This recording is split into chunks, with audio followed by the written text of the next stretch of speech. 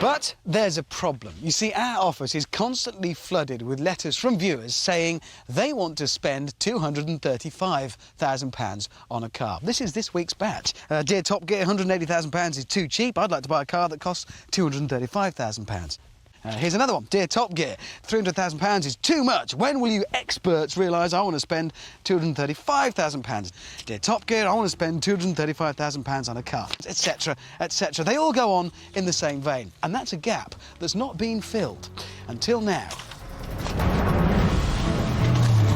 This is the little scamp. It's called the Ascari KZ1, and it's a brand new supercar that costs... Yep, you guessed it. Now, at first glance, it has all the right ingredients. It's fast, it's low, the door count stops at 2, and those humongous side vents mean the engine's where it should be, in the middle. So, job done then? Well, actually, no. You see, the supercar world is like an elite club with just a few select names in it, all of which have got that certain something that sets them apart. It's very, very difficult for a new boy to join that club.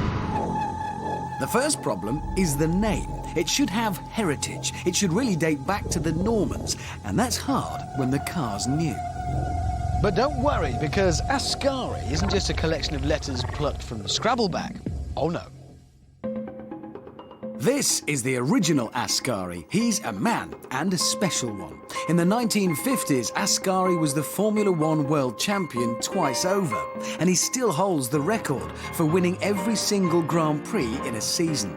He is the very essence of motorsport past, and even survived crashing into the Monaco harbour during the 1955 Grand Prix. So, the name is well chosen, and as befits the man, the car has got some serious poke.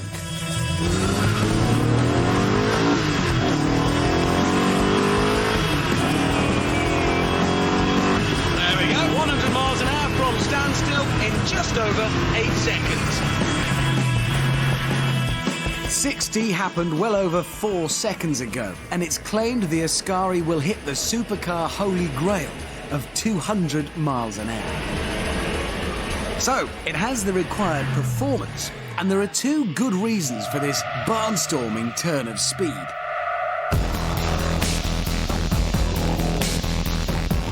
First up the engine, there's this 5-litre V8 formed from the BMW M5, only retuned to give 500 brake horsepower.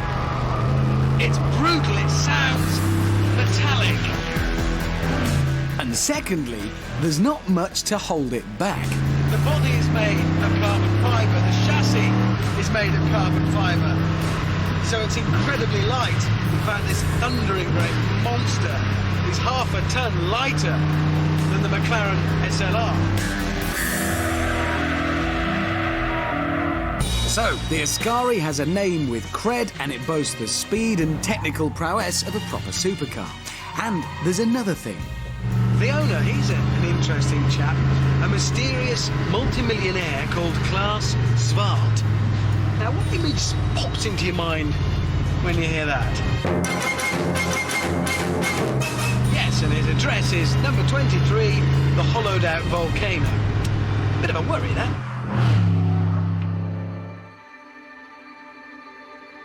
Even so, he would probably agree that obscure cars made in small numbers on industrial estates are often let down by cheap and shabby interiors. Open the door and you enter a world of nasty glue and Ford Escort switching. Not so in here. All of this switchgear is bespoke to the Ascari. It's certainly not a collection of bits they found in the wheelie bin outside someone else's factory gate. So far, so good. But we're not out of the woods yet, because a good supercar has to handle well.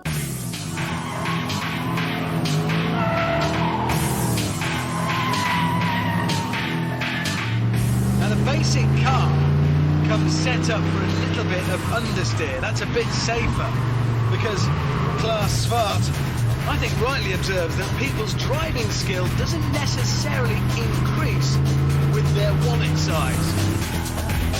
as demonstrated here by Britain's premier supermarket ribbon cutter. In the main, though, this is a very easy supercar to drive. There is no traction control, nothing electronic. In fact, the only thing keeping me on the track right now, and it's certainly not talent, is grip. Just unbelievable grip. How's it staying? I should be over there. How am I still on the track? Do it again. Turn in. I'm not being an idiot now. Now, right now, I should be in those trees where my eardrums have gone, but no. On top of that, the steering talks to you like it should, and the ride is, for a supercar, superb. You can tell there's a real depth of engineering in this car.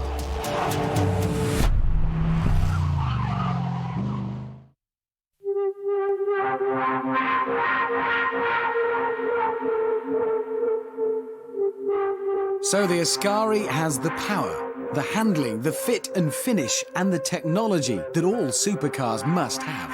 Surely then, its entrance into the supercar club is guaranteed. No, sadly. You see, there's only one name that's managed to join the supercar club in recent years, and that's the Pagani Zonda, which did it by being as mad as a brush. The Ascari is just too sensible. It's too much the engineer's car. What they should have done is let the engineers do their thing and then give it over to a 10-year-old kid with a bag of felt tips to finish it off. You know, draw a few fins and guns on it, all that sort of thing. Because that's the whole point of supercars. Inside every supercar buyer, no matter how many petrochemical companies they own, there is a 10-year-old kid. It's kid stuff. It's obvious.